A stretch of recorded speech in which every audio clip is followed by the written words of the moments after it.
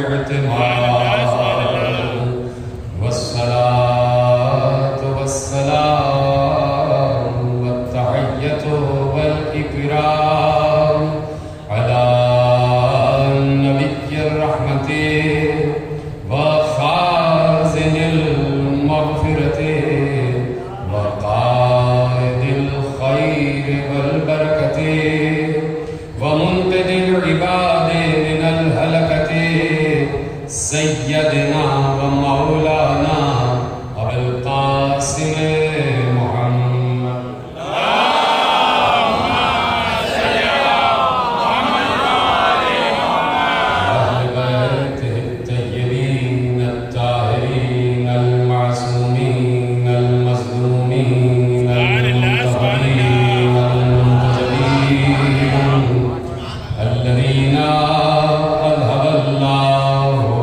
عنهم الرجس وطهرهم تطهيرا اللهم صل على محمد وآل محمد بعد فقد قال الله سبحانه وتعالى في محكم كتابه المجيد وفرقانه الحميد وقوله الحق بسم الله الرحمن الرحيم هو الذي أنزل عليك الكتاب منه آيات محكمات هن أم الكتاب وأخر متشابهات صلوات پر محمد وآل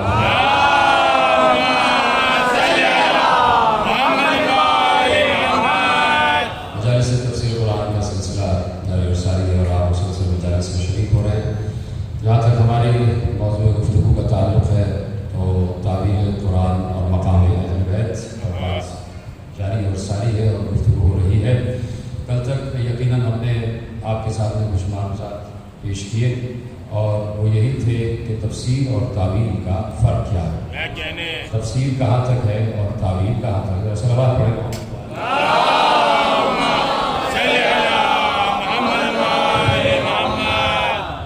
تفسیر اور تعبیر اور یہی یقیناً ہمارا موضوع ہے. اور کل کی تمہیدی گفتگو آپ کے ذہنوں میں محفوظ ہے کہ تفسیر کے حدود کیا ہیں اور تعبیر کے معنوی حدود کیا ہیں. تفسیر کہاں تک ہے اور تعبیر تفسیر سے آگے کی بات کرتی ہے. اور تعبیر کے بغیر یقیناً تفسیر نامکمل ہے اور تفسیر بغیر تعبیر نامکمل ہے. اس لیے کہ لفظ تفسیر شاید قرآن میں اتنی صراحت سے نہ آیا ہو جتنا لفظ تعبیر قرآن میں آیا. اور جب لفظ تعبیر کو اللہ نے اپنے سے نسبت دی ہے کہ تعبیر یا تو اللہ جانتا ہے یا جسے اللہ جانتا ہے وہی جانتے ہیں. یہ تعبیر ہر کس اور ناقص کے بس کی بات نہیں ہے. اس تعبیر کا تعلق علم لدنی سے، علم لدنی سے اس تعبیر کا تعلق ہے. اور جیسے ہی میں نے کہا علم لدنی تو فوراً آپ کے ذہنوں میں وہ واقعہ آ جانا چاہیے جو یقیناً بڑا مشہور و معروف واقعہ ہے کہ جسے جناب موسیٰ اور خضر کا واقعہ کہا جاتا ہے. اور وہ یعنی اس صراحت کے ساتھ اس میں یقیناً کہیں نہ کہیں آپ کو تعبیر نظر آتی ہے. اور اس واقعے میں جب وہ منظرنامہ آپ دیکھتے ہیں کہ جناب موسیٰ اس فتح کے پاس گئے کہ جو فتح مرج البحرین میں جناب موسیٰ سے ملاقات ہوئی، جس کے لیے اللہ نے کہا کہ وہاں پہنچو کہ جہاں دو دریا مل رہے ہیں وہاں تمہیں ایک جوان نظر آئے گا کہ جس کا علم اقتصادی نہیں ہے، ہم نے علم دیا ہے، ہم نے علم دیا ہے لدنا، ہماری طرف سے ہم نے اسے علم دیا ہے. تو جس علم کو اللہ اپنی طرف نسبت دے دے اسے اس علم کو علم تعبیر کہا جاتا ہے. اور آپ نے دیکھا کہ جیسے ہی جناب موسیٰ ساتھ ساتھ گئے، مجھے پورا واقعہ بیان نہیں کرنا ہے، تمہیدی جملے ہیں اور اس کو پل بناتے ہوئے میں اپنی آگے کی تقریر سے جڑتا ہوا چلا جاؤں گا کہ جہاں آپ نے دیکھا کہ جناب موسیٰ سے ملاقات ہوئی مرج البحرین میں، اور کہتے ہیں کہ وہ جناب خضر علیہ السلام تھے کہ جن سے جناب موسیٰ کی ملاقات ہو گئی. اور وہ تین واقعات جو جناب خضر نے انجام دیے اور جناب موسیٰ نے، دیکھیے میں ذرا سا اس واقعے کی تمہید آپ کے حوالے کر دوں کہ اللہ نے، اور میں کسی مقام پر یہ تقریر عرض کر رہا تھا اور میرے بالکل ذہن میں، میرے ایجنڈے میں یہ بات تھی نہیں، لیکن بات آئی ہے تو عرض کر دیتا ہوں کیونکہ یہ بات میں کر چکا ہوں اور یقیناً آپ میں سے بہت سے لوگ اس کو سن بھی چکے ہیں کہ اللہ نے قرآن میں ارشاد فرمایا کہ وَفَوْقَ كُلِّ ذِي عِلْمٍ عَلِيمٍ، ہم نے ہر عالم کے اوپر ایک عالم رکھا ہے۔ یہ اللہ کا اصول ہے، یہ قرآنی اصول ہے کہ ہم نے ہر عالم کے اوپر ایک عالم رکھا ہے، ہر عالم سے بڑا ایک عالم ہے۔ اس آیت کی روشنی میں کوئی عالم اپنے کو کامل عالم کہہ نہیں سکتا، اس لیے کہ جیسے ہی وہ کہے گا کہ میں کامل عالم ہوں تو اللہ کی آواز آئے گی تلاش کرو تم سے اوپر بھی کوئی عالم نہیں رکھا ہوا ہے۔ اب یہ بات شروع ہوئی جیسے ہی دریائے نیل والا معاملہ طے ہوا اور موسیٰ کا لشکر پار کر گیا، فرعون کا لشکر غرق میں دریا ہو گیا۔ اب جیسے ہی وہاں پہنچے جناب موسیٰ نے درس و تدریس کا سلسلہ شروع کیا، آیات توریت سنانا شروع کر دی اور جناب موسیٰ خطبات دینے لگ گئے۔ خطبات دیتے دیتے کسی نے پوچھا جناب موسیٰ سے، دیکھیے علم تعبیر، اور وہاں تک آپ کو لے کے آنا چاہتا ہوں کہ جناب موسیٰ سے، موسیٰ کی قوم میں سے کسی فرد نے پوچھا کہ یہ بتائیے کہ اس وقت روئے عرش پر سب سے بڑا عالم کون ہے؟ جناب موسیٰ سے موسیٰ کی قوم کا ایک فرد پوچھ رہا ہے اور براہ راست پوچھ رہا ہے کہ یہ بتائیے روئے عرش پر اس وقت سب سے بڑا عالم کون ہے؟ تو اب جناب موسیٰ نے کہا سب سے بڑا عالم میں ہوں، سب سے بڑا عالم میں ہوں۔ اور میں کئی عرض کر چکا کہ امیر المومنین نے علم کے 3 زینے بتائے، کہ علم کے 3 زینے ہیں، زینے سمجھانے کے لیے کہ علم کے 3 زینے ہیں۔ جو پہلے زینے پہ آگے رکا وہ مغرور اور متکبر ہوا، جو دوسرے زینے تک پہنچا اس نے تواضع اور انکساری ظاہر، اور جو علم کے تیسرے اور آخری زینے تک پہنچا تو امیر المومنین کہتے ہیں کہ تم اسے یہی کہتے ہوئے سنو گے کہ وہ یہی کہے گا کہ میں نے یہ جانا کہ میں نے کچھ نہ جانا،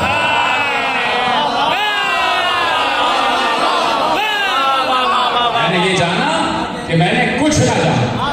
یعنی جملہ آپ کے حوالے کر رہا ہوں، قاسم نقوی صاحب بیٹھے ہیں اور اس جملے کا حظ اٹھائیں گے، یعنی ادراک جہل بھی علم ہے،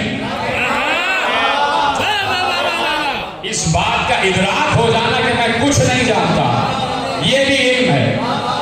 آپ خاموش ہو گئے۔ دیکھیے جہل کی بھی 2 قسمیں، اگر میں گفتگو پہ آ جاؤں تو علم کی اقسام آپ کے حوالے کروں اور اسی طرح جہل کی بھی اقسام۔ ابھی علم کی اقسام کو روکتا ہوں، کسی منزل پر بات آئے گی تو کروں گا۔ جہل کی 2 قسمیں، ایک ہے جہل مرکب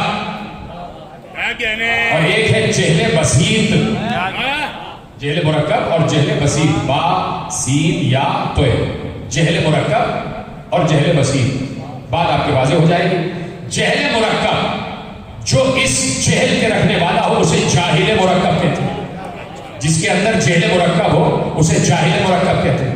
جہل مرکب کا مطلب یہ ہے کہ جو جاہل مرکب ہوتا ہے وہ کچھ جانتا نہیں مگر اسے یہ پتہ نہیں ہوتا کہ میں جاہل نہیں ہوں۔ جاہل مرکب کچھ جانتا نہیں لیکن اسے یہ پتہ ہی نہیں کہ میں کچھ نہیں جانتا، یعنی اسے اپنے جہل کا ادراک نہیں ہوتا، وہ جاہل ہونے کے باوجود اس بات کا اعلان نہیں کرتا کہ میں جاہل ہوں۔ اور جہل بسیط یہ ہے کہ معلوم ہے کہ جاہل ہوں تو بتا بھی رہا ہے کہ میں جاہل ہوں، یعنی اپنے جہل کا اعتراف کر رہا ہے۔ اسی لیے میں نے کہا کہ جہل مرکب ہے اور جہل بسیط ہے۔ تو اب جناب موسیٰ اعلان کر رہے ہیں کہ مجھ سے بڑا کوئی عالم نہیں۔ اس تمہید سے اس واقعے کا کوئی تعلق نہیں ہے، لیکن ابھی آپ کو تعلق نظر آ جائے گا۔ جناب موسیٰ سے پوچھا گیا کہ آپ بتائیے کہ اس وقت روئے عرش پر سب سے بڑا عالم کون ہے؟ تو جناب موسیٰ نے کہا میں۔ اچھا آپ ادھر امیر المومنین نے کہا کہ جو علم کی آخری منزل پر ہوتا وہ تو یہ کہتا ہے کہ میں جاہل ہوں۔ جاہل سے مراد وہ جاہل نہیں جسے ابو جہل کہتے ہیں، جاہل گالی کے طور پر نہ لیں آپ۔ جاہل کا مطلب یہ ہوتا ہے کہ وہ یہ جانتا ہے کہ میں کچھ نہیں جانتا، یعنی اسے اپنے جہل کا اعتراف ہوتا ہے۔ امیر المومنین کہہ رہے ہیں کہ جو آخری سینے پر ہوتا ہے وہ یہ کہتا ہے کہ میں کچھ نہیں جانتا، اور جناب موسیٰ کہہ رہے ہیں کہ سب سے زیادہ میں جانتا ہوں۔ بات کنٹرڈکشن ہو رہی ہے نا بھائی، یہاں پر تضاد ہو رہا ہے کہ نہیں ہو رہا؟ جناب موسیٰ کو بھی کہنا چاہیے کہ نہیں میں کچھ نہیں جانتا، لیکن جناب موسیٰ کہہ رہے ہیں اس وقت روح عرش پر سب سے بڑا عالم میں ہوں. تو دیکھیے جناب موسیٰ کے اس جملے کا دفاع بھی ائمہ معصومین نے کیا. کسی نے اعتراض کر دیا تھا معصوم کے آگے, کسی نے اعتراض کیا کہ جناب موسیٰ نے بہت بڑا دعویٰ کر دیا, جبکہ دعویٰ یہ ہونا چاہیے تھا کہ جیسے کہ میرے امام علی نقی علیہ السلام جب باہر نکلے ہیں اپنے بیٹے کے ساتھ تو عیسائی عالم سے ملاقات ہوئی, بہت بڑا عیسائی عالم تھا, اور وہ سال میں ایک مرتبہ اپنا دیدار کراتا تھا. پوری نصرانی قوم اس کے سامنے جمع ہو جاتی تھی اور وہ پھر باہر آتا, سب اس کا دیدار کرتے. ایسے میں میرے یہ دو امام باپ اور بیٹا ساتھ ساتھ جا رہے ہیں, اس مجمع میں رک گئے اور وہ نصرانی عالم برآمد ہوا. 110 یا 112 یا 120 برس کی اس کی عمر ہے, کمر جھکی ہوئی ہے اور اس کی بھویں لٹکی ہوئی ہیں اور لوگ سہارا دے کے اسے لا رہے ہیں. اسے مسند پہ بٹھا دیا گیا. اس نے پوری ایک دائرانہ نگاہ اس مجمع پہ ڈالی اور جیسے ہی اس مجمع پہ نگاہ ڈال رہا تھا, دیکھتے دیکھتے اس مقام پہ نگاہ رکی جہاں معصوم امام کھڑے ہوئے تھے. تو اس نے کہا کہ آپ میری قوم سے ہیں یا امت مرحومہ میں سے ہیں؟ مولانا نے کہا امت مرحومہ میں سے ہیں, یعنی وہ امت جس پر رحم کیا گیا. تو اس نے کہا کہ آپ اس امت کے عالموں میں سے ہیں یا جاہلوں میں سے؟ تو معصوم کو کیا جواب دینا چاہیے تھا کہ میں اس امت کے عالموں میں سے ہوں, لیکن معصوم نے کیا کہا, میں اس امت کے جاہلوں میں سے نہیں ہوں.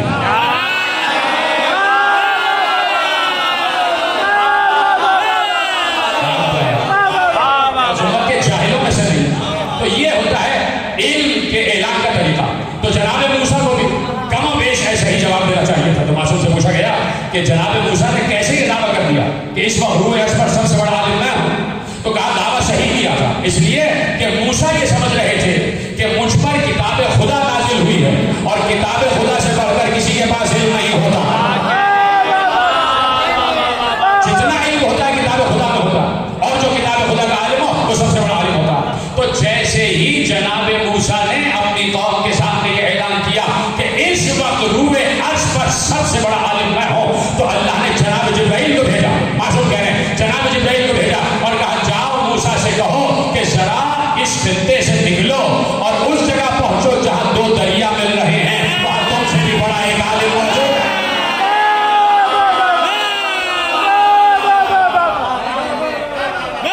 تم سے بھی بڑا ایک عالم موجود ہے جس کو ہم نے علم دیا. اب جسے اللہ علم دے, بلکہ آپ کو تقریر یقیناً یاد ہے کہ اللہ نے ارشاد فرمایا کہ وما یعلم تاویلہ الا اللہ والراسخون فی العلم. تعویلات کا علم اللہ جانتا ہے یا وہ جانتے ہیں جنہیں اللہ نے پڑھایا, جو اللہ کے مدرسے سے پڑھ کر آئے ہوئے ہیں, جو علم لدنی کی منزل پر ہے. تو آپ کہا کہ جاؤ جہاں دو دریا مل رہے ہیں وہاں پر مرج البحرین کی منزل پر وہاں ایک فتح ہے اور وہاں پر ایک عالم ہے جو تم سے بھی بڑا عالم ہے اور اسے ہم نے علم دیا. جناب موسیٰ پہنچ گئے, پوری تقریر آپ کے حوالے نہیں کرنا ہے اور جزیات آپ کے پیش نگاہ ہیں. پہنچ گئے, جناب خضر سے ملاقات ہوئی. جب جناب خضر سے ملاقات ہوئی, ٹھیک ہے, تو وہ موسیٰ جو اپنے عہد کا نبی, صاحب شریعت نبی, رسول ہے اور صاحب کتاب ہے, توریت نازل ہو چکی ہے. تورات یا توریت دونوں طریقے سے ادا کیا جا سکتا ہے. تورات یعنی اللہ کا علم. اس کی فورس کو سمجھے نا, اس لفظ تورات کی فورس کو سمجھے. یہ کوئی کتاب ایسی نازل نہیں ہوگی, یہ اللہ کا علم نازل ہوا. اور جناب موسیٰ اسے کوہ طور سے لے کر آئے, الواح نازل ہوئی, تو اللہ نے اپنا علم القا کیا ہے, وحی کی ہے جناب موسیٰ پر. اس دور کا نبی بھی ہے, اس دور کا صاحب شریعت رسول بھی. اتنا بڑا عالم جیسے ہی علم لدنی, عالم علم لدنی کے پاس پہنچے تو جناب موسیٰ نے جھک کر جناب خضر سے کہا کیا آپ مجھے اپنی شاگردی میں لیں گے؟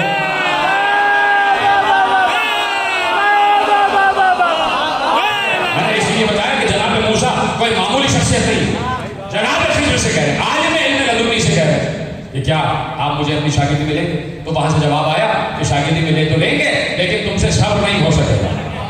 جناب موسیٰ نے وعدہ کیا میں صبر کروں گا. کہا جاؤ ساتھ ساتھ. اب یہاں تک تو ہم بات کرتے ہیں کہ آیات کی تعویل ہوتی ہے.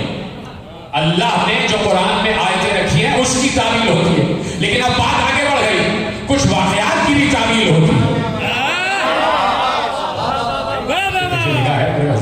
واقعہ آپ کے پیچھے نگاہ ہے. مجھے پورا خضر و موسیٰ کا واقعہ بیان نہیں کرنا ہے. میں تو ایک سمجھیے کہ کچھ ایسے آپ کے سامنے منظرنامے پیش کر رہا ہوں کہ میں اپنے موضوع سے متصل بھی رہوں اور باتیں بھی آپ کے حوالے کر دوں. تو واقعات کی بھی تعبیر ہوتی ہے. جناب موسیٰ اور خضر چلے اور وہ تینوں واقعات آپ کے پیش نگاہ ہیں کہ جا رہے تھے کشتی میں اور اس کشتی میں سوراخ کر دی. جناب موسیٰ نے کہا یہ کیا آپ نے کیا؟ اس کا جو ہے اللہ کا ہم پر احسان ہے کہ اس نے ایک تو ہمیں دریا پار کرایا اور اترتے اترتے کشتی میں سوراخ کر دیا. جناب موسیٰ نے جناب خضر نے کہا کہ اے موسیٰ ہم نے کہا نہیں تھا کہ تم صبر نہیں کر سکتے. بظاہر نظر آیا نا واقعہ بظاہر کیا نظر آیا؟ بظاہر یہ نظر آیا کہ کشتی میں سوراخ کر دیا گیا. اور کون ہے؟ دونوں اپنے عہد کے عالم ہیں. ایک پر کتاب نازل ہوئی ہے, ایک پر علم نازل ہوا.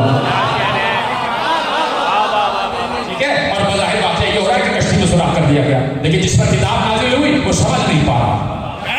اس کی نگاہ میں ظاہر ہی ہے. اس ظاہر کا باطن کو بتائے گا جو عالم علم لدنی ہے, جو علم لدنی کا حامل ہے, وہ اس کے باطن تک پہنچے گا. ہم نے کہا تھا کہ تم صبر نہیں کر سکو گے. اچھا میں صبر کروں گا. آگے بڑھے. ایک جوان, ایک بچہ کوئی 11-12 برس کا تھا, بڑا خوبصورت سے بچہ, وہ گزر رہا تھا. جناب خضر آگے بڑھے, اس کی گردن مار دی. جناب موسیٰ نے گریبان پکڑ لیا. جناب خضر کا کہ آپ نے کیا کیا؟ اس کا تو کوئی قصور ہی نہیں تھا. کہا کہ ہم تم سے کہہ نہیں رہے تھے کہ تم صبر نہیں کر سکتے. کہا کہ اب ہم اور تم میں جدائی, لو تم اپنا راستہ ناپو, ہم آگے جا رہے ہیں. کہا کہ اچھا آخری دفعہ معاف کر دیں, اب اگر کہوں تو ہم میں اور آپ میں فراق ہو جائے گا. دیوار گر رہی تھی اور ایک ایسے شہر کی دیوار گر رہی تھی کہ جس شہر والوں نے ان دونوں کو شہر سے نکالا. اس شہر کی دیوار گر رہی تھی, اس گرتی ہوئی دیوار کو جناب خضر نے بلند کر دیا. جناب موسیٰ نے کہا یہ بات بھی سمجھ میں نہیں ہے, دیوار گر رہی تھی, گرنے دیتے. بد اخلاق لوگوں کا شہر ہے, بد تہذیب لوگوں کا شہر ہے, ان کا ساتھ دینے سے فائدہ کیا ہے؟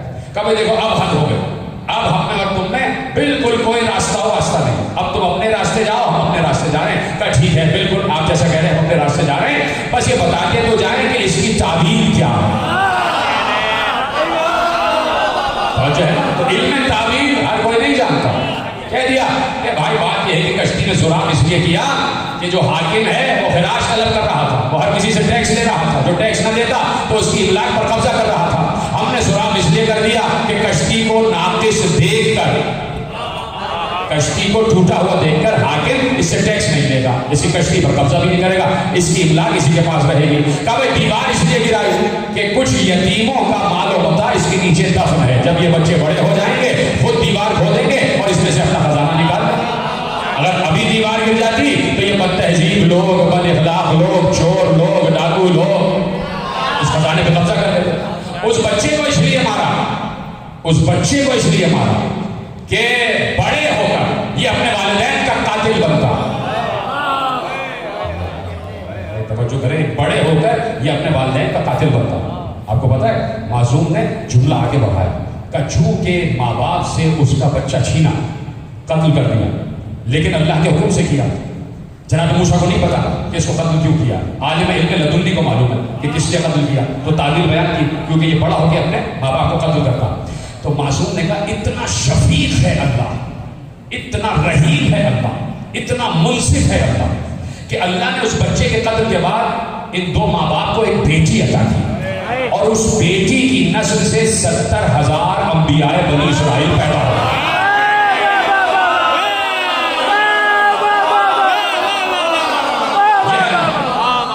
دیکھ رہے ہیں آپ, اس کا انصاف ہر جگہ کام کرتا ہے, وہ ہر جگہ منصف ہے. تو کہا یہ تعویل ہے ان تینوں واقعات. تو میں نے کیا کہا, صرف آیتوں کی تعویل نہیں ہوتی, روایتوں کی تعویل بھی ہوتی ہے, واقعات کی تعویل بھی ہوتی ہے. اور تعویل کا علم یا تو اللہ جانے یا وہ جانے جو راسخون فی العلم. دیکھیے قرآن نے دعویٰ تو کر دیا. اچھا یہ مجھے اس لیے اچھا موقع میسر آتا ہے کہ محرم کی مجالس میں بڑی تیزی سے گفتگو کرنا ہوتی ہے, جزیات پر بات نہیں ہو پاتی. تو یہاں پر یقیناً جزیات پر بھی بات ہوگی. بات یہ ہے کہ قرآن نے دعویٰ کیا, اور قرآن نے ایسا دعویٰ کیا کہ جو بالکل حق دعویٰ ہے. سورہ انعام میں ارشاد فرمایا, بچپن سے آپ آیتیں سن رہے ہیں کہ اللہ ارشاد فرما رہا ہے جہاں کتاب مبین کی بات ہو رہی ہے, والذی عنده مفاتیح الغیب لا یعلمها الا هو, وہ ہے جس کے پاس غیب کی چابیاں. جسے سوائے اس کے کوئی نہیں جانتا. وما تسقط من ورقۃ الا یعلمها. درخت سے کوئی پتا نہیں گرتا، پتا گرتا ہے اور اللہ کو علم ہوتا ہے کہ پتا گرا. وما تسقط من ورقۃ الا یعلمها. درخت سے کوئی پتا نہیں گرتا مگر یہ کہ اللہ کو علم ہوتا ہے کہ پتا گرا.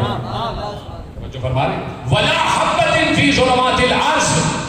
زمین کی تاریکیوں میں کوئی دانہ ایسا نہیں کہ جو اللہ کی نگاہ سے چھپا ہوا.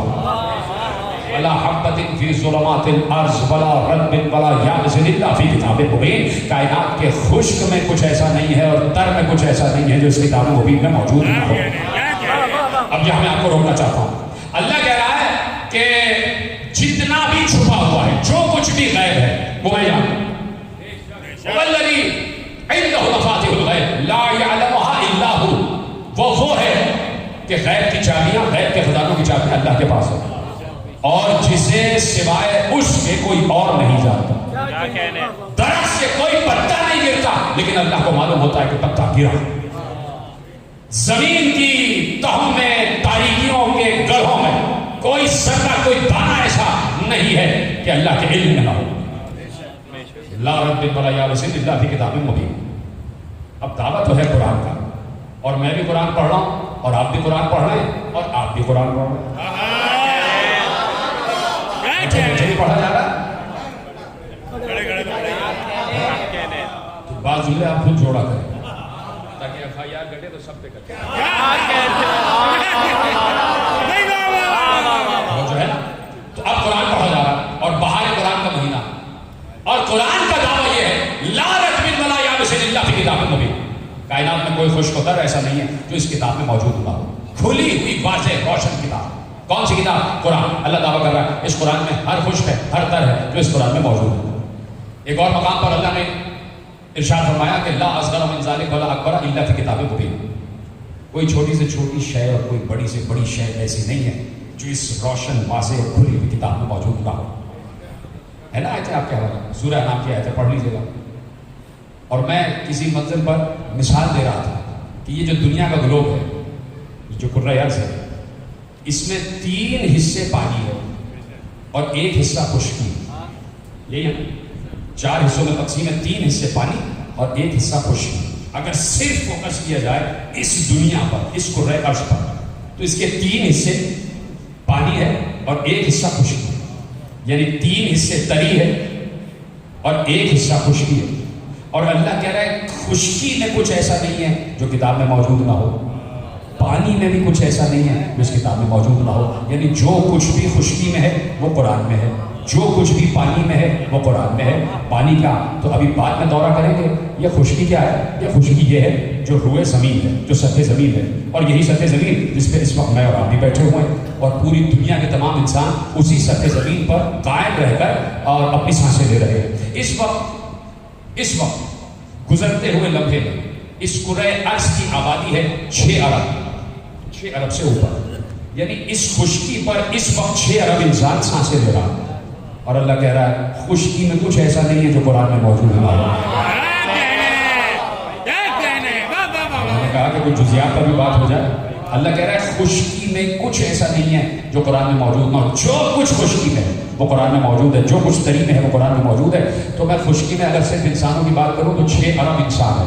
اس 6 ارب انسان کی نسل بھی ہوگی، اس کا نام بھی ہوگا، اس کے صفات بھی ہوں گے، اس کا شجرہ بھی ہوگا، اس کی زبان بھی ہوگی، اس کی لغت بھی ہوگی، اس کا چہرہ بھی ہوگا، اس کی عادت بھی ہوگی، اس کے اطوار بھی ہوں گے، اس کی خصلت بھی ہوگی، اس کی فطرت بھی ہوگی، اس کی دینت بھی ہوگی، اس کی جبلت بھی ہوگی، اس کی تہذیب بھی ہوگی، اس کی ثقافت بھی ہوگی، اس کا تمدن بھی ہوگا، سب کچھ ہوگا نا. اور اللہ کہہ رہا ہے خشکی میں کچھ ایسا نہیں ہے جو قرآن میں موجود نہ ہو.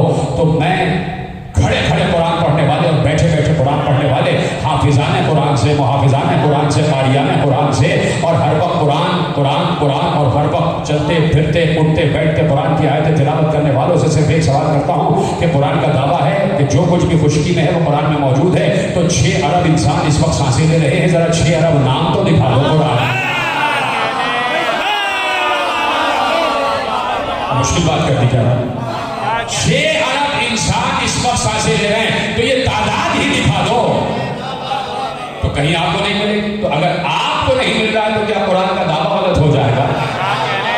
قرآن کا دعویٰ غلط نہیں ہوگا. قرآن کا دعویٰ اپنی جگہ ٹھیک ہے. اور جب انسان مجبوری کی منزل پر آ جائے کہ کوئی سوال کیا جائے جو میں نے سوال اس وقت کیا کہ 6 ارب انسانوں کی تعداد دکھا دو, نام دکھا دو, ان کا حلیہ دکھا دو, ان کی شکل دکھا دو, ان کا شجرہ دکھا دو, کچھ نہیں دکھا سکتے.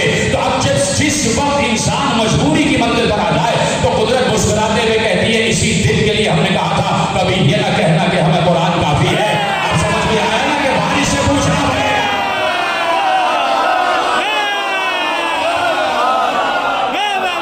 آپ سمجھ میں آیا کہ بارش سے پوچھنا پڑے گا. قرآن کا دعویٰ غلط نہیں ہے, ہماری تلاش غلط ہے. ہماری تلاش غلط ہے. پوچھنا اس سے پڑے گا کہ جس کے قلب پر قرآن نازل ہوا ہے. جس کے قلب پر قرآن نازل ہوا ہے.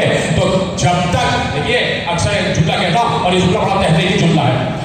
کچھ عرصے پہلے تک یہ تھیوری آف ریلیٹیوٹی اور یہ جو آپ جس کو اس وقت ایٹمک تھیوری کہتے ہیں ہے نا, تو یہ نظریہ اضافت تھا جس کو کہتے ہیں.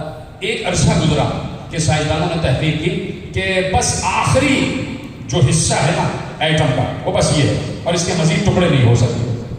میٹر کا بالکل آخری ٹکڑا بس یہ ہے, اس کے مزید ٹکڑے نہیں ہو سکتے. ایک عرصے تک یہ تھیوری چلتی رہی.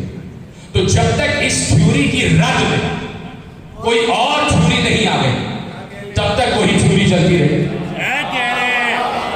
اور اس کے بعد جب تحقیق آگے بڑھی تو تحقیق نے بتایا نہیں, میٹر کے جتنے چاہو ٹکڑے کر لو, اس کے مزید ٹکڑے ہو سکتے ہیں, اور اسی سے ایٹمک تھیوری سامنے آ گئی. تو جب تک ایک نظریہ ہوتا ہے وہ چلتا رہتا ہے اس وقت تک کہ جب تک کوئی اور نظریہ اس کی رد میں نہ آ جائے. ٹھیک ہے, قرآن نے کہا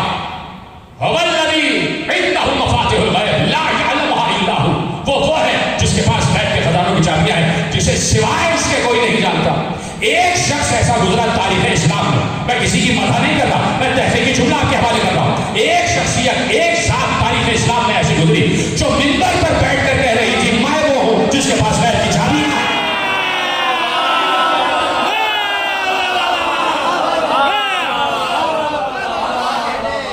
جو منبر پر بیٹھ کر کہہ رہا تھا کہ میں وہ ہوں, انا الذی عندی مفاتیح الغیب, میں وہ ہوں جس کے پاس غیب کی چابیاں ہیں. تو جب تک علی کا یہ جملہ گونج رہا ہے کوئی ایسا جب تک نہیں آ جاتا کہ جو علی کے دعوے کے مقابلے میں دعویٰ کرے تب تک علی کا دعویٰ ماننا پڑے گا.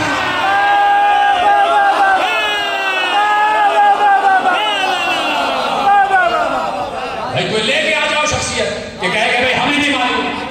تو جب تک کوئی اور شخصیت سامنے نہیں آتی تو ممبر سلونی والے کے دعوے کو ماننا پڑے گا اور مان کے اسی سے پوچھنا بھی پڑے گا.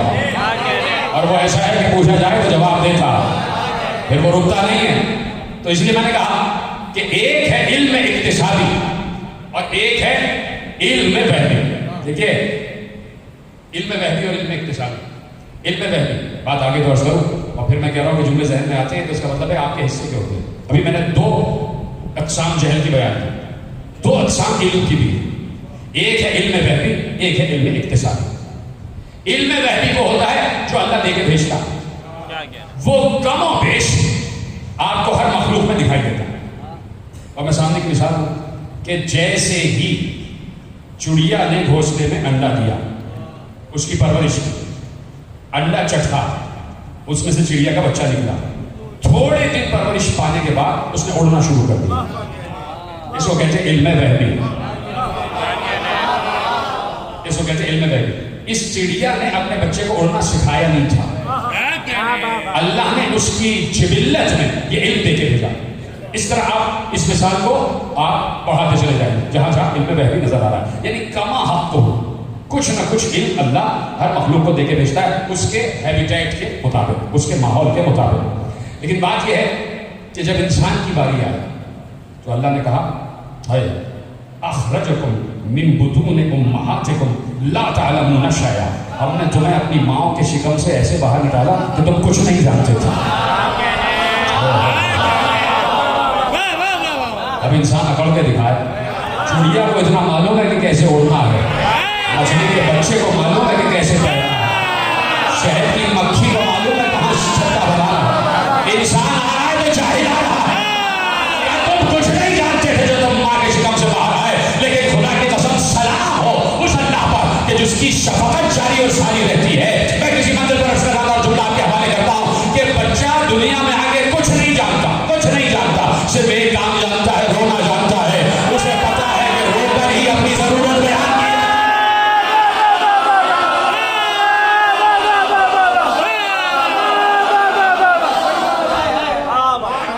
بچے کو بھی اللہ علم میں گریا دے کر بھیجتا ہے. اسلام کے حالے ہوئے علم میں گریا دے کر بھیجتا ہے, رونے کا علم دے کر بھیجتا ہے. یعنی رونا بھی علم ہے. تعویل ہے میری گفتگو اور تعویل ہی کی بات ہو رہی ہے. اب رونے ہی کی تعویل ہو جائے کہ رونا بھی ایک علم ہے. عالم کو پتا ہوتا ہے کون سا جملہ کہاں کہنا ہے اور کہاں نہیں کہنا. اسی طرح اگر رونا علم ہے تو رونے والے کو معلوم ہے کہاں رونا ہے کہاں نہیں رونا ہے, کہاں رونا ہے کہاں نہیں رونا. اب دیکھیے بات یہ ہے کہ یہ قرآن کے دورے کا بھی مہینہ ہے اور صحیح بخاری کے دورے کا بھی مہینہ. اس میں ہمارے محترم مدرسین دورہ صحیح بخاری اور جتنے بھی طلبہ ہیں مدارس کے وہ پورا صحیح بخاری کا دورہ مکمل کرتے ہیں اور پڑھ لیتے ہیں. تو صحیح بخاری میں ایک روایت ہے اور نوجوان دوست سے جملہ لے جائیں کہ جب اکثر یہ ہوتا ہے کہ آپ کسی روایت کو تلاش کریں نا صحیح بخاری میں, پہلے تو یہ بات طے ہو جائے, اور یہ اس لیے کہ یہ تقریر جا رہی ہے اور بہت لوگ دیکھ رہے ہیں تو یہ تحقیقی جملہ لے جائیں.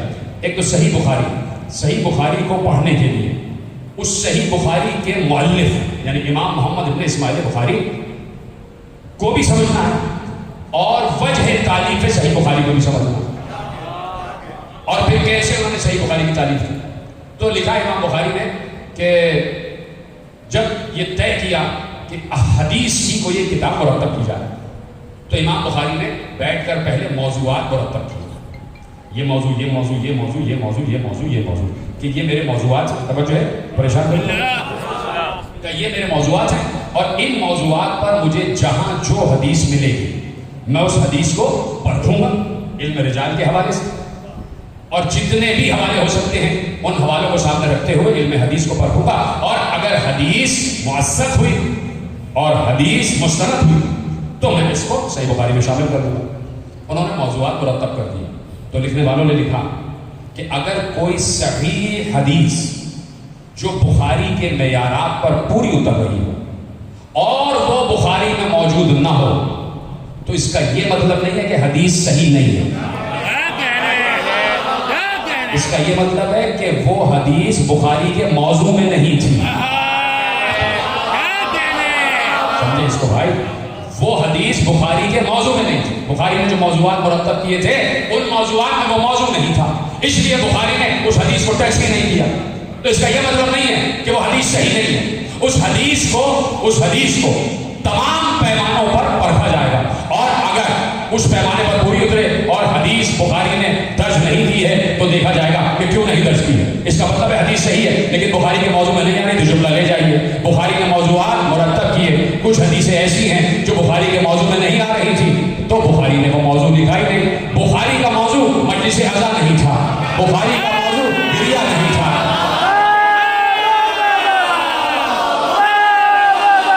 بخاری نے یہ موضوع مرتب ہی نہیں کیے, اس لیے ان موضوعات پر جو حدیث پھیلی ہوئی ہیں وہ آپ کو بخاری میں نظر نہیں آئیں گی. تو اس کا مطلب نہیں ہے کہ حدیث صحیح نہیں ہے, بخاری کے موضوع میں نہیں آ رہی تھی. لیکن بات یہ ہے کہ بخاری کا موضوع نہیں تھا, لیکن میں کیا کروں کہ اللہ نے امام بخاری سے حدیث لکھوا دی. موضوع علم نہیں تھا, بخاری نے علم کو موضوع بنایا ہی نہیں, لیکن حدیث لکھ دی کہ پیغمبر نے کہا کل علم دوں گا.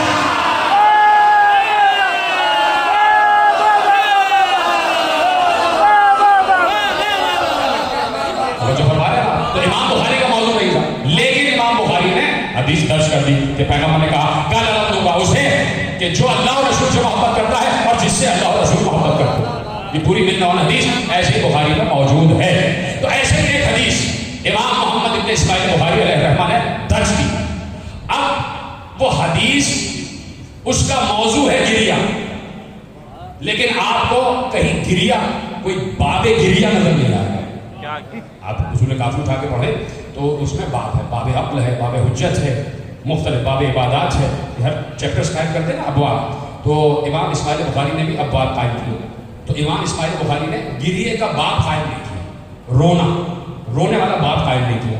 اب اگر آپ کو کوئی حدیث چاہیے کہ امام محمد ابن اسماعیل بخاری نے کوئی رونے کے متعلق حدیث درج کی ہے, آپ کو کہیں نہیں ملے گی, اس لیے کہ آپ فہرست میں باب تلاش کریں اور رونے کا باب آپ کو کہیں نظر ہی نہیں آئے.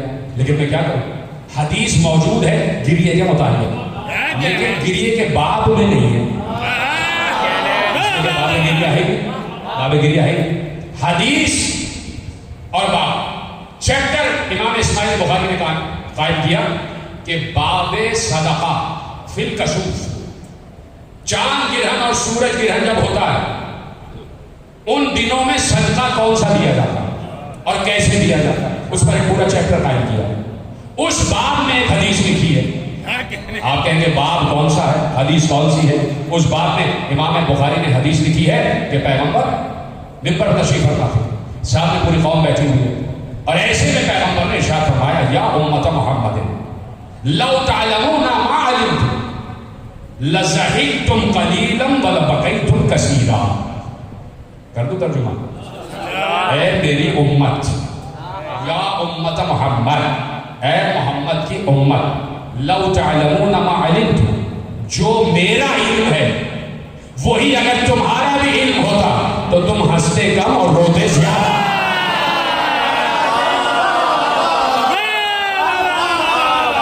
اب سمجھ میں آیا کہ رونا بھی ایک علم ہے.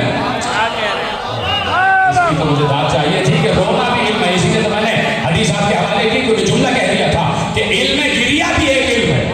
اور علم, اور اتنا بڑا علم کہ پیغمبر کہہ رہے ہیں جو میرا علم ہے اگر وہی تمہارا بھی ہوتا تو تم صرف روتے ہی رہتے. یعنی جو جتنا بڑا عالم ہوگا اتنا ہی بڑا گریہ کرنے والا ہوگا. جتنا پلٹ دو, جو جتنا زیادہ گریہ کرے گا اتنا بڑا.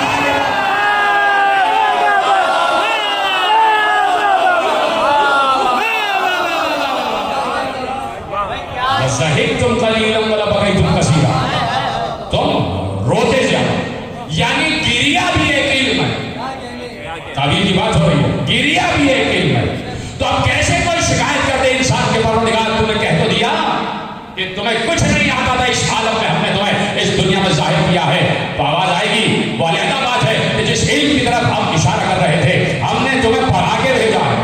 اور یہ رونا ہمارا ہی پڑھایا ہوا سبق ہے, ہمارا ہی پڑھایا ہوا سبق ہے. ہم پہلا سبق پڑھا کے بھیجتے ہیں. بچے کو یہ پتا ہوتا ہے کہ اپنی ضرورت کیسے بیان کی جائے, تو وہ ہنس کے ماں کو نہیں بتاتا کہ مجھے بھوک لگ رہی ہے, ہنس کے ماں کو نہیں بتاتا کہ پیٹ میں درد ہو رہا ہے. اپنی مصیبت رو رو کے ہی بیان کی جاتی ہے. اور خدا کی قسم یہ وہ علم ہے, یہ جو گریے کا علم ہے, یہ ہر کوئی اس کا عالم بھی نہیں. اللہ نے اس علم کا عالم ماں کو بتایا. اس علم کا عالم ماں کو بتایا. یعنی باپ بچے کو روتا ہوا دیکھ رہا ہے, ماں سے کہا میں اس کو بھوک لگ رہی ہے, ماں نے کہا بھوک نہیں لگ رہی, پیٹ میں درد ہے.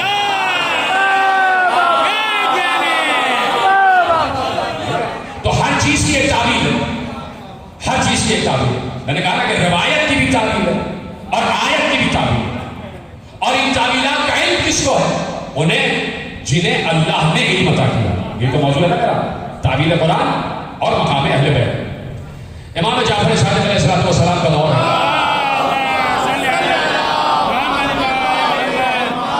اور کل بھی میں نے اسحاق گنتی کا ایک واقعہ آپ کے حوالے کیا. ایک واقعہ اور آپ کے حوالے کر دیتا ہوں کہ کسی نے خلیفہ کے دربار میں ایک یہودی نے اعتراض کیا کہ بھائی یہ قرآن میں کانٹرڈکشن بہت ہے, تضاد بہت ہے, بیان میں تضاد ہے. کہ بھائی کیا تضاد ہے؟ کہ ایک مقام پر اللہ کہہ رہا ہے سورہ زمر میں, اللہ نزل احسن الحدیث کتابا متشابہا مثانی, کہ اللہ اس قرآن کا نازل کرنے والا ہے جس قرآن میں متشابہ آیتیں. سورہ زمر کی آیت جا کے پڑھیے گا, اللہ نزل احسن الحدیث کتابا متشابہا مثانی, اللہ نے قرآن نازل کیا ہے جس میں متشابہ آیات. بادشاہ نے کہا ہاں قرآن کی آیت ہے. کہا کہ سورہ ہود میں اللہ ارشاد فرما رہا ہے الف لام را کتاب احکمت آیاتہ ثم فصلت من لدن حکیم خبیر. یہ الف لام را یہ وہ قرآن ہے کہ جس کی ساری آیتیں محکم ہیں, اور یہ ایک حکیم خبیر کی طرف سے نازل کیا گیا. بات سمجھ میں آ رہی نا؟ پڑھا لکھا مجمع ہے اس لیے رک رک کر سمجھانے کی ضرورت نہیں ہے. سورہ زمر میں کہا یہ پورا کا پورا قرآن متشابہ ہے. سورہ ہود میں کہا پورا کا پورا قرآن محکم ہے. کہا قرآن کی آیت ہے. سورہ آل عمران میں اللہ کہہ رہا ہے هو الذی انزل علیک الکتاب منہ آیات محکمات ہن ام الکتاب واخر متشابہات فاما الذین فی قلوبہم زیغ فیتبعون ما تشابہ منہ ابتغاء الفتنہ وابتغاء تأویلہ وما یعلم تأویلہ الا اللہ والراسخون فی العلم. کہا کہ بھائی سورہ زمر میں کہہ رہا پورا قرآن متشابہ ہے, سورہ ہود میں کہہ رہا پورا قرآن محکم ہے, سورہ آل عمران میں کہہ رہا ہے کہ محکم بھی ہے متشابہ بھی ہے. ہو گیا نا تضاد؟ لاجواب اس کا یہودی نے کہا لاجواب تضاد آ گیا قرآن میں. کہیں کہتا ہے محکم ہے, کہیں کہتا ہے متشابہ ہے, کہیں کہتا ہے محکم بھی ہے متشابہ بھی ہے. کوئی جواب نہ لا سکا. میں نے کہا نا کہ جب کوئی مدرس ہوتا ہے اس عہد کے ایک ایک انسان کے سطح علمی کو سامنے رکھ کر اعتراض کرتا ہے. اسے معلوم ہے اعتراض اتنا بڑا ہے کہ یہ قرآن پڑھ تو لیتے چاہے کھڑے کھڑے پڑھے چاہے بیٹھے بیٹھے, ان کو قرآن کا ادراک نہیں ہے, ان کو تعبیر کا علم نہیں ہے. اسے پتہ ہے کوئی جواب نہیں لا سکتا, لیکن اسے یہ بھی تو پتا ہونا چاہیے ایک موجود ہے جس کے قلب پر قرآن نازل ہوا. میرے چھٹے امام تک اعتراض پہنچا. امام تشریف لائے, کہا کیا اعتراض ہے؟ کہا سورہ زمر میں کہتا ہے متشابہ ہے, سورہ ہود میں کہتا ہے محکم ہے, سورہ آل عمران میں کہتا ہے محکم اور متشابہ بھی ہے. یہ تضاد ہے. کہا تضاد نہیں ہے, فرق تعبیر یہ ہے کہ جو قرآن پر یقین نہیں رکھتے ان کے لیے پورا قرآن متشابہ ہے, اور جو قرآن پر یقین رکھتے ہیں ان کے لیے کچھ محکم ہے کچھ متشابہ ہے, اور ہم وہ ہیں جن کے لیے پورا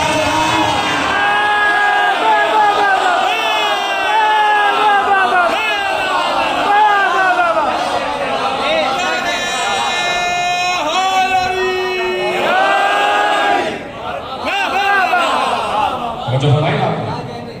5 سے 7 منٹ کی بات رہے گی, اجازت ہے, تھوڑا وقت ہے آپ کے پاس. گفتگو آگے بڑھنا, معاملات بہت سے ہیں, معروضات بہت سے ہیں, تو میں سیدھا سیدھا آپ کے حوالے کرتا ہوں کہ جہاں جہاں تعویل نظر آ رہی ہے اور جہاں جہاں تعویل کی ضرورت ہے.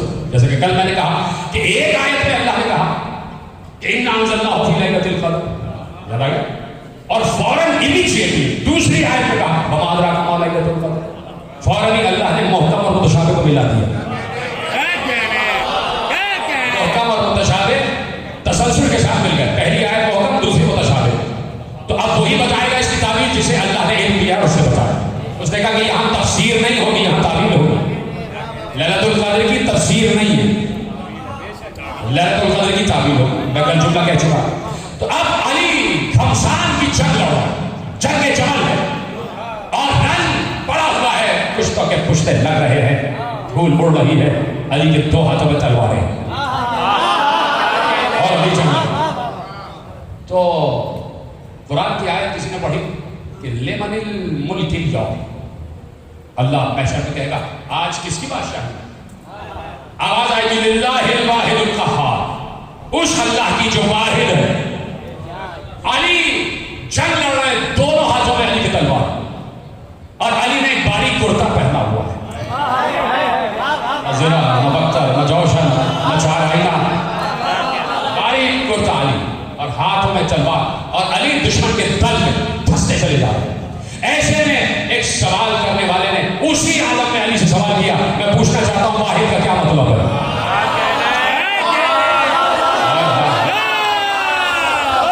علی اس کا کہنا صاحب نے کہا, میں پوچھنا چاہتا ہوں واحد کا کیا مطلب؟ علی کے انصار نے کہا کہ یہ کوئی موقع ہے پوچھنے کا, جب جنگ ختم ہو جائے علی بیٹھ جائے تو سوال کرنا.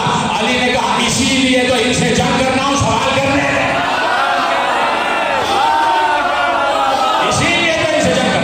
یہی بات تو سمجھانے کے لیے جنگ کر رہا ہوں. میں کیسے عرض کر رہا ہوں کہ ایک بار رسول بیٹھے, نبی عرض کرتا ہوں رسول بیٹھے ہوئے تھے, اصحاب کے مجمع میں علی بھی تھے, رسول بھی تھے, اور ایسے میں کوئی جنگ کر کے رسول واپس آ رہے تھے, تو آپ سب کو مخاطب کر کے علی کو مخاطب کر کے کہا سنو علی, میں ان سے تنزیل پر جنگ کر رہا ہوں, تم ان سے تعویل پر جنگ.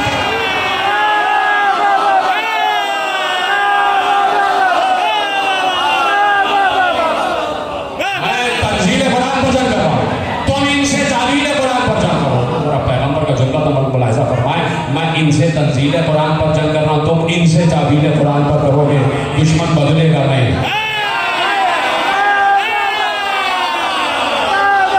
فرق یہ کہ کل تنزیل پر جھگڑ رہا تھا, تعبیر پر جھگڑ رہا. دیکھیے ایک حدیث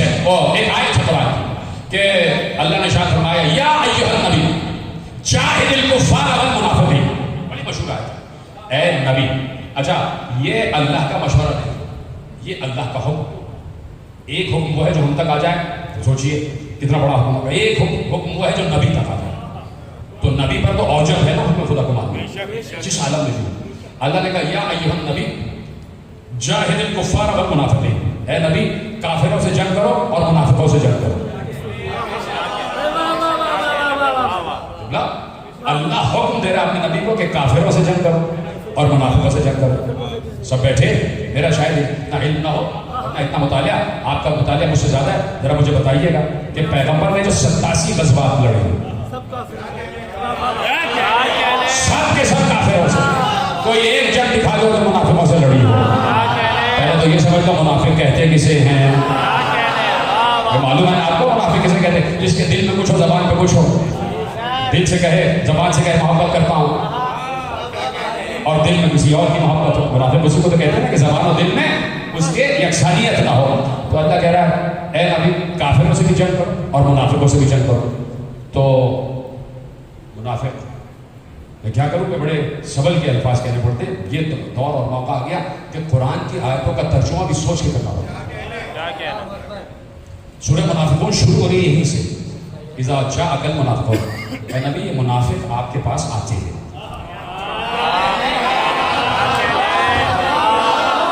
کیا کروں کہ اللہ قرآن اور قرآن کا ترجمہ کرنے کی تو اجازت دی جانی چاہیے. اذا جاءک منافقون، یہ منافق آپ کے پاس آتے ہیں. قالو، سب کے سب کہتے ہیں نشہد انک لرسول اللہ، ہم گواہی دیتے ہیں کہ آپ اللہ کے رسول ہیں. باتیں ختم ہو گئی. یعنی منافق اس بات کی گواہی دیتا ہے کہ اشہد ان محمد رسول اللہ.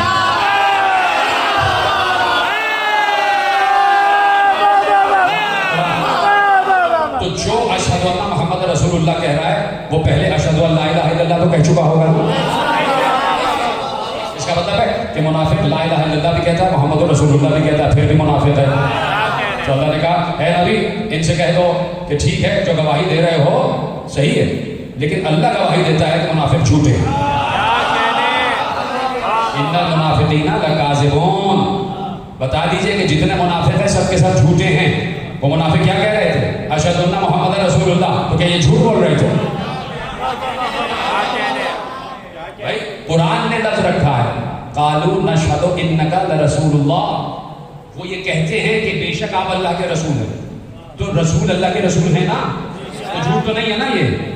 لیکن اللہ کہہ رہا ہے وہ جھوٹ بول رہے ہیں، اس لیے کہ اشہد ان محمد رسول اللہ زبان پر ہے، دل میں نہیں ہے.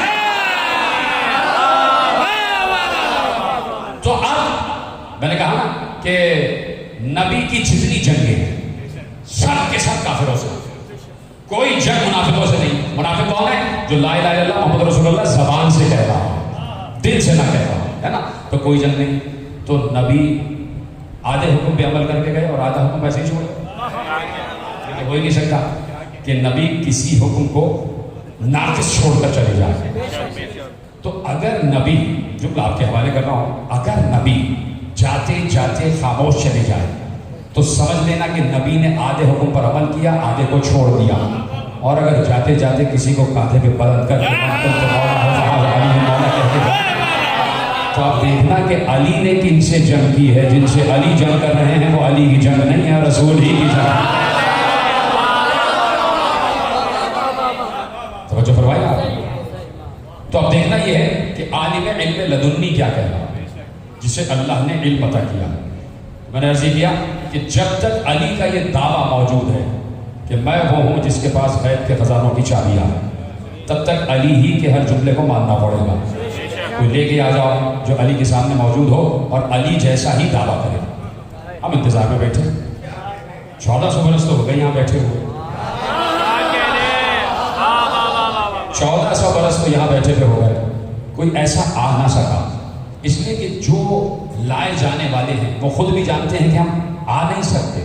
اگر پھر بھی کسی کو آپ گھسیٹ کے لے آئے کہ یہ ہیں، تو ہمیں یقین ہے کہ جب وہ آئیں گے اور سامنے علی کو دیکھیں گے تو آپ سے پلٹ کے کہیں گے کہ کیا جہالت کی بات کرتے ہو، کیا تم نے ہماری زبان سے 70 مرتبہ یہ نہیں سنا کہ اگر علی نہ ہوتے.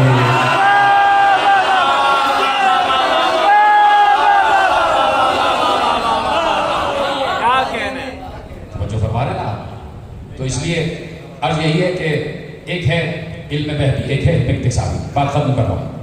اور مضمون چونکہ بہت طویل ہے اس لیے میں نے اس کو ابھی چھوڑا ہے، کل میں یہی سے بات کو آگے بڑھاؤں گا. تو اب قرآن نے اعلان کیا کہ وَمَا يَعْلَمُ تَأْوِيلَهُ إِلَّا اللَّهُ وَالرَّاسِخُونَ فِي الْعِلْمِ. بالکل آخری مرحلے میں گفتگو داخل ہو گئی. اس کی تعویل کو کوئی نہیں جانتا سوائے اللہ کے اور سوائے ان کے کہ جنہیں اللہ نے علم عطا کیا. تو اب تلاش یہ کرنا ہے کہ اللہ علم دیتا کس کو. اور یہیں پہ بات ختم ہو رہی ہے. آخری بالکل تقریر کا جملہ آپ کے حوالے کر رہا ہوں. پہلے تو یہ سمجھا جائے کہ اللہ کون ہے، اللہ کی ذات کیا ہے. اور جب اللہ کی ذات پر بات آتی ہے تو یہیں پر کسی تقریر میں عرض کرتے ہوئے میں نے کہا کہ اگر من جملہ جتنے لوگ یہاں بیٹھے ہیں ان سب کی صفات الگ ہیں، ان سب کی لغت الگ ہے، ان سب کا لہجہ الگ ہے، ان سب کی کوالٹیز الگ ہے. ٹھیک ہے، جب صفات کی بات آئے گی تو کہیں گے بھائی ان میں یہ صفت ہے، ان میں یہ صفت ہے، یہ صفت ان میں نہیں ہے، یہ صفت ان میں نہیں ہے. صفات مختلف ہو جاتی ہیں. لیکن جب یہ جتنے لوگ یہاں بیٹھے سب کی ذات پر بات کی جائے گی تو ذات ایک ہے کہ سب انسان ہے. ہماری ذات کیا ہے؟ ہم انسان ہیں. بات ختم ہو رہی ہے. تو اب کسی نے معصوم سے پوچھا کہ میں انسان کی یا کسی مخلوق کی ذات کی بات نہیں کر رہا. میں آپ سے پوچھنا چاہتا ہوں اللہ کی ذات کیا ہے؟ ذات خدا کیا ہے؟ ذات خدا کیا ہے؟ تو اکثر میں کہتا ہوں کہ سوائے معصومین کے کوئی ذات خدا پر گفتگو کر نہ سکا. محفوظ کر لیتے ہیں. بات ختم ہو رہی ہے. بالکل آخری جملہ آپ کے حوالے کرو. سوائے معصومین کے کوئی ذات خدا پہ بات نہ کر سکا. اور اگر کی ہے تو صرف معصوم نے کی ہے. اور آج تک وہی جملہ رائج ہے جو معصوم نے کہہ دیا. کہا کہ ذات خدا کیا ہے؟ میں نے کہہ دیا نا کہ صفات الگ ہوتے ہیں لیکن ذات ایک ہی ہوگی کہ سب کی ذات کیا ہے؟ کہ انسان ہے. تو اب ذات خدا کی کیا ہے وہ وہی بتا سکتا ہے جو ذات سے بھی واقف ہو، صفات سے بھی واقف ہو. تو ذات کی اصلیت تک تو کوئی نہیں پہنچا. تو کیسے پتا چلا کہ اللہ کی ذات کیا ہے؟ تو یا تو انہوں نے دیکھا ہے یا اللہ نے خود بتایا کہ میری ذات کیا ہے. تو اب دونوں میں سے جو جملہ آپ کو پسند آ جائے اسے اختیار کر لیجیے گا، اسے عقیدہ بنا دیجیے گا. معصوم نے کہا العلم ذات ہی، اس کی ذات ہی علم ہے. وہ جیسا ہے علم ہی ہے، وہ جیسا ہے علم ہے. العلم ذات ہی، اس کی ذات ہی علم ہے. اللہ کی ذات ہی علم ہے. اور کہتے ہیں کہ پوری کائنات جو ہست و بود کا سلسلہ ہے اس نے اپنے علم کے تحت جاری و ساری فرمایا ہے. وہ ذات خدا جو صرف علم ہی علم ہے اس نے آیت الکرسی میں اشارہ فرمایا وَلَا يُحِيطُونَ بِشَيْءٍ مِّنْ عِلْمِهِ. اللہ کی علم کا کوئی احاطہ نہیں کر سکتا. تو میرے عزیزوں اگر آیت یہاں رک جاتی تو اس آیت کی فورس سے بتا رہی تھی کہ دنیا ختم ہو جائے، دنیا ختم ہو جائے. اللہ کے علم کا کوئی احاطہ نہیں کر سکتا.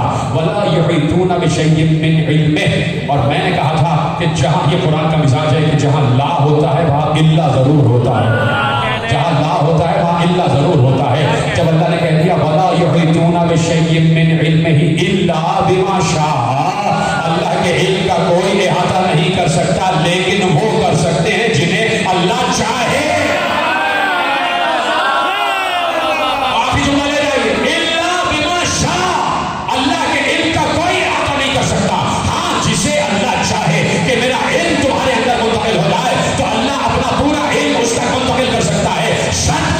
جسے اللہ چاہے، جسے اللہ چاہے، جسے اللہ چاہے. تو اب صرف تلاش اسے کرو کہ جسے اللہ چاہے. تو اب تلاش کرو کہ جسے اللہ چاہے. ابھی تو عرض کیا ہے کہ امام اسماعیل بخاری نے لکھ دیا کہ پیغمبر نے کہا کل الحمدللہ اسے جو اللہ کو چاہتا ہے، جسے اللہ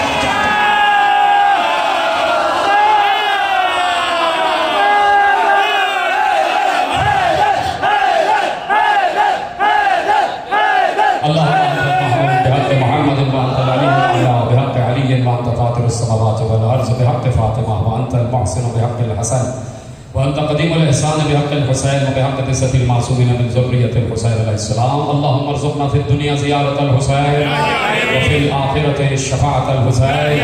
اللهم اكتبنا من زوار الحسين. اللهم احشرنا تحت لواء الحسين.